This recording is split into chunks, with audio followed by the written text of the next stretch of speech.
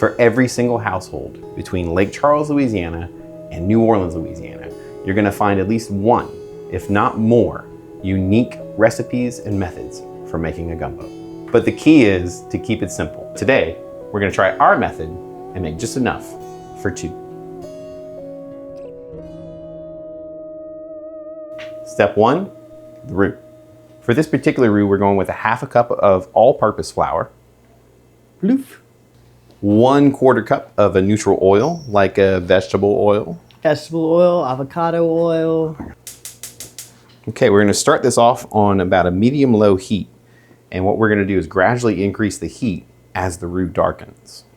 We call that chasing the heat.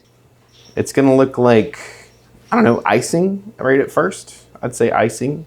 Or like beige Play-Doh. Now, I want to here and now dispel the myth that you have to stir this constantly for an hour and a half. You don't have to do that. You're perfectly within your rights and safety to walk away from it every now and then. And that's how we're gonna do this tonight. Oh, and definitely this early in the process. For sure. Once we get past red bone, you know, you want to kind of stick around. When we get to the red phase, anytime it's okay, Amanda Panda, for us to make outside. a movie. This is what you were hearing last time. Do it. Do it. No. No.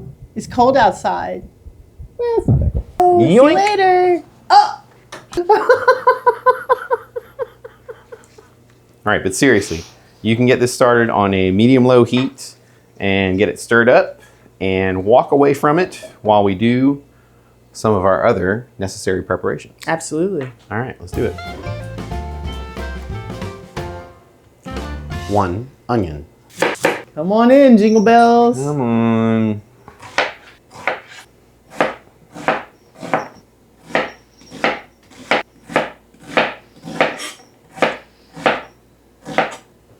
One bell pepper. Capsicum.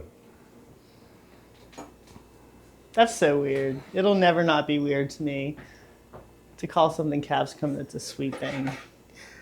It's just a little sweet thing. It's the most unripe a pepper can be. Well, to me, perhaps the etymology comes from a different place than it being like a hot thing. Amanda Panda, she's not going to look. Look in the camera. Oh. She looking in the camera? Oh, golly. She just gave it big eyes. It's wintertime and she refuses to stay outside. It's not that cold. It's really not that cold. It's like 40? No, it's in the 50s. The 50s? I don't have a phone. Yeah, we have no idea. We have no idea. We'll check later. We'll run it in. All right, I got some skinny little celeries here. You just kind of got to use your judgment on how much you need. We're going to do 3. Normally, like, what's the ratio? Can we talk about vegetable ratios? I never really It's like 1:1 to half. I tend to or 2:1. Personally, say Martinville. Yeah. I tend to prefer the same amount of bell pepper to onion. I don't mind admitting this right now. Okay. Or, I learned how to cook in restaurants. Oh. I was the cleanup staff this is at home. big This is medicine. big lore. This is big medicine. Lore, Right here. as the young say. Yeah. It's like an origin story.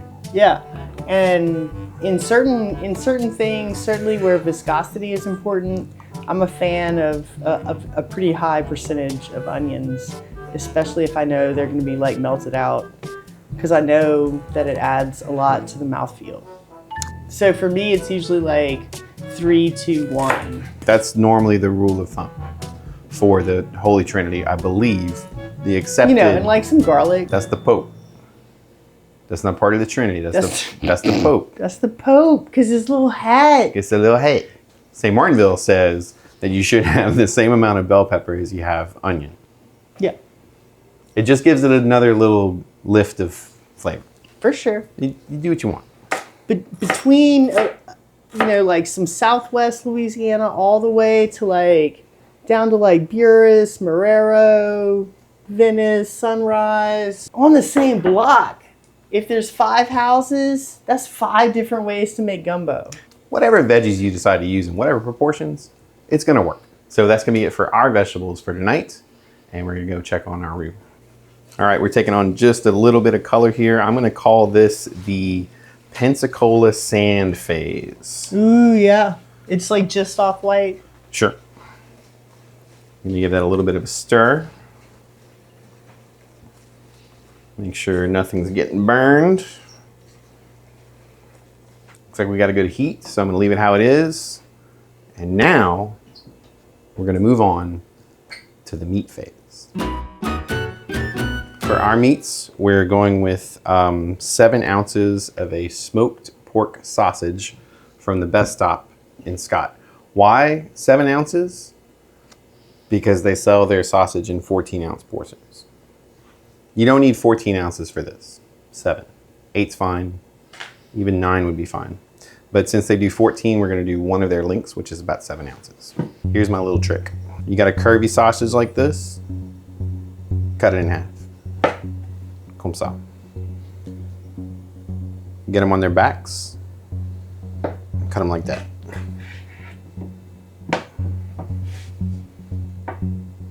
Like that. Now, take each one of those and straighten it out and hold it and cut it in half. Here it is again.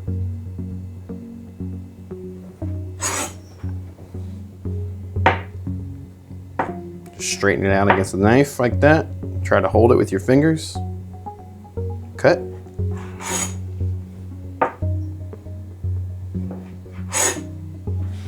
And now you can make perfect little kind of Trivial Pursuit wedges. Yeah. Little pie pieces. Little pie pieces, yes. And you win every time. And everyone's a winner. So now we've maximized our surface area, and these are much easier to eat on a spoon and enjoy. Got a lot of surface area to render out that fat too. That's gonna be super important in a second. Additionally, we're gonna use some boneless, skinless thighs, and I'm looking for about 10 ounces from them. Just because that's like a general rule, it seems these days with thighs, they're about 5 ounces a piece. Generally. 10 ounces of your chicken thighs, 7 ounces of sausage, all cooked down is gonna give you about what? A whole lot. A pound of meat. Yeah. So you're gonna each have 8 ounces per serving. Yeah. Because we count the sausages. I count the sausages. All right, we're gonna go ahead and we're gonna chop that up into little bite-sized pieces. For safety, we're gonna throw down a little teeny tiny cutting board.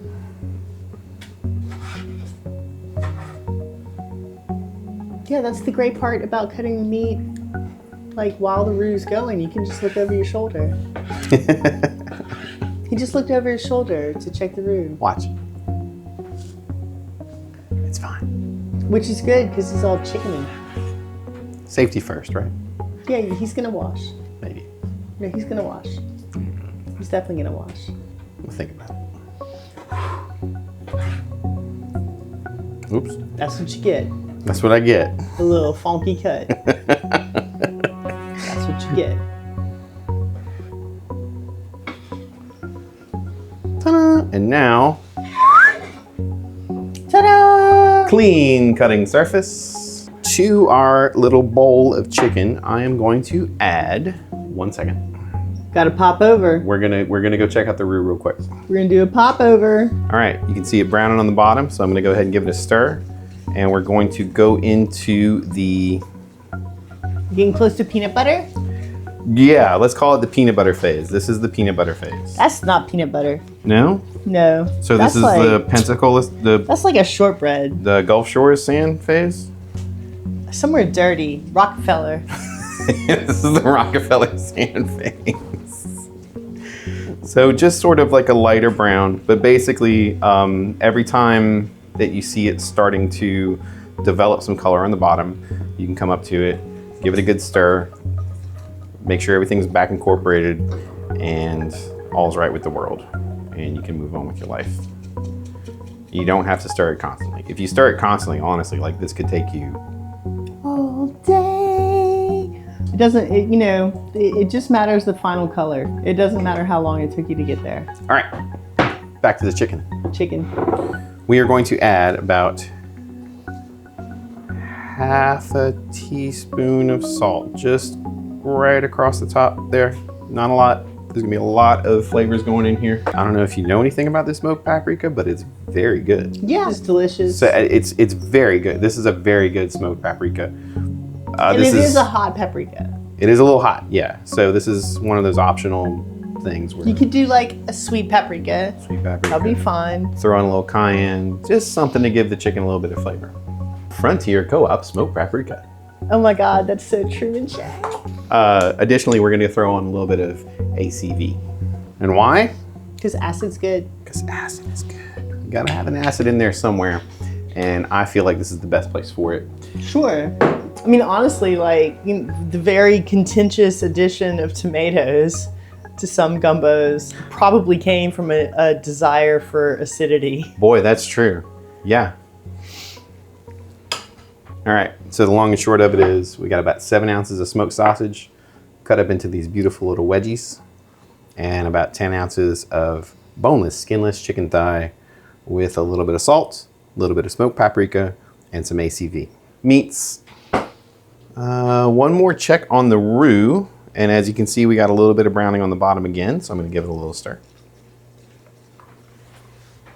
Let's see. I call this a light brown, almost peanut butter. Oh yeah, we're getting to like, you know, name brand peanut butter. This is the Jif stage. Yeah. The Peter Pan stage. Skippy. The old Skippy stage. The Skippy stage where it's like so blonde, but peanut butter. All right, the next step for our meat is we gotta render it down. Rolling on A.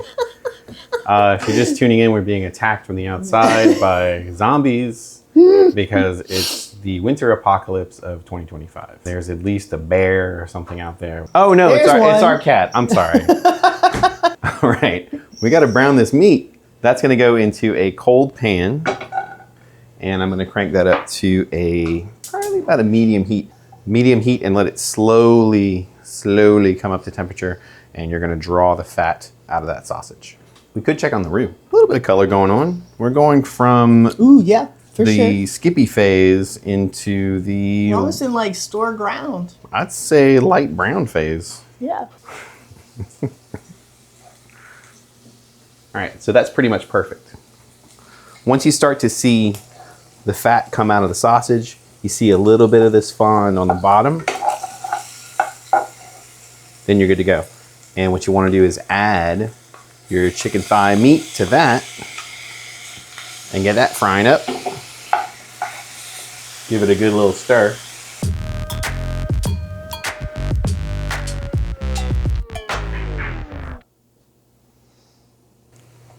This is basically what I'm looking for.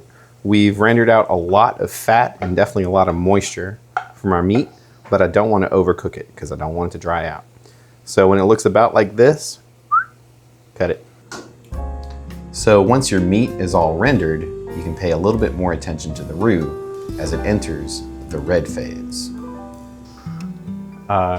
Because we're at the red phase. Yeah, it's go time. Okay, so once you get to the red phase, it takes on sort of a rusty reddish hue, almost the color of the spatula. Not quite, I'm colorblind, so give me a break. But once you get to about this stage, you don't want to walk away from it now. And we were talking about kind of chasing the heat. Yeah. So at this point, I actually am going to turn it up just a bit because I'm going to be standing over it, and we want to kind of accelerate this process. And now you're going to go from the red phase to a milk chocolate phase. And of course, you can go beyond that, but we erred on the side of caution for the video. All right, so what we're looking for on the roux is like sort of a milk chocolate color, which I think we've achieved now. So what we're going to do is we're going to stop it with the vegetables that we cut earlier.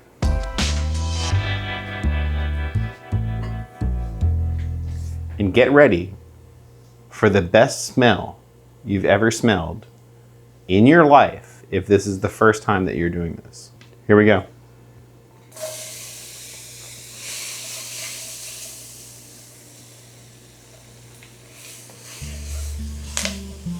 Oh my God, that's It's like, why wow. is it so immediate? Basically, just make sure everything's stirred up and all your little fellows are coated with some roux. So that looks fantastic. What I like to do, and this is just me, I like to go ahead and cover that pot just how it is right now and let those vegetables cook for about 10 minutes. But before I do that, I'm gonna add a little bit of our all-purpose seasoning. So we'll link to the short on the recipe for this, but basically it's this. You can use something like a Tony Chachere's. Slap your mama. Slap your mama. We're at Tony's household, but like Sydney Joe. Seasoning, hey, whatever. K Fred's. The entire point of adding seasoning right now is to help these vegetables start to express some of their moisture. Sure. We're gonna leave this on, I'd say like a medium to medium low heat. You gotta adjust for yourself. I'm gonna cover it and I'm gonna set a timer for 10 minutes. All right, so 10 minutes in, let's see what we got. Yeah. Beautiful. It's good to let that little condensation drip back into the pot. Absolutely. This is perfect. It's very soft. The vegetables are soft, they're not overdone. This is super, super hot. And what we're gonna do is we're gonna add 1 quart of very cold chicken stock. My advice is to make sure that you have it in a container that's very easy to pour. Yeah, you want that spout. In your non-dominant hand. Sure, so In your dominant hand. In your dominant hand, have your stirring device. And you're gonna start with like a little. Yes. Okay, you see the sizzle? It's good. Now you can even, at this point, crank that heat up because eventually we're gonna bring this up to a boil. And we're gonna go 1 more splash. A little bit bigger this time, getting a little bold.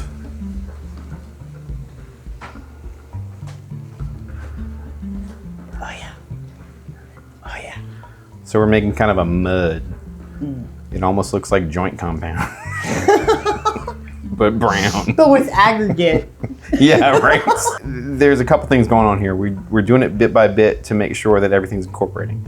Also, what we're doing is making sure that this thing comes back up to temperature before we add more of this cold stock. But we're getting bold every time. We're gonna add a little bit more. Almost like making an aioli.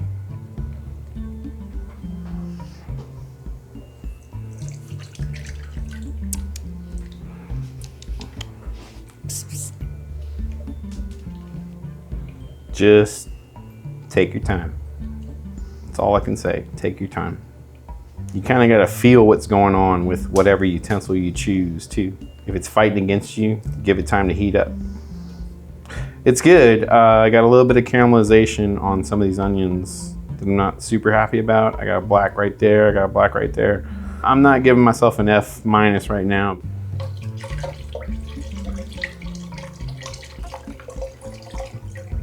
Confidence, put it all in.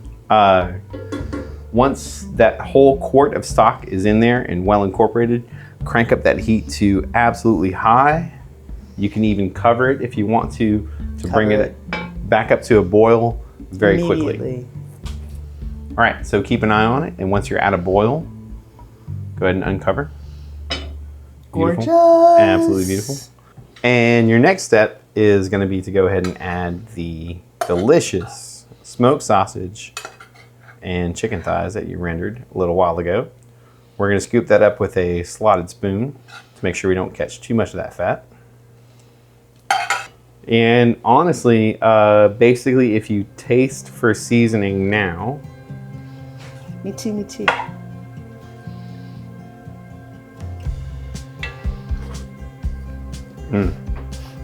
Gosh, so good. Oh my God. Just give it a little love. Give it a little stir. Amazing. And if you use this method that already tastes like gumbo, you're good to go. So once you got the spice where you want it to be, you're gonna go ahead and cover this and leave it on low for a little while you cook your rice. And once your rice is cooked, get that into a couple of big bowls, get some rice on there, and make sure to top it with some fresh herbs like some parsley or green onions or whatever you got laying around. And also, if you can find gumbo filé, add that too. Thank y'all so much for sticking around. If you try this one, let us know how it comes out. We'd be curious to know. Be sure to like the video and hit subscribe, and let us know what you want to see next. We're here for you, and we're cooking for two.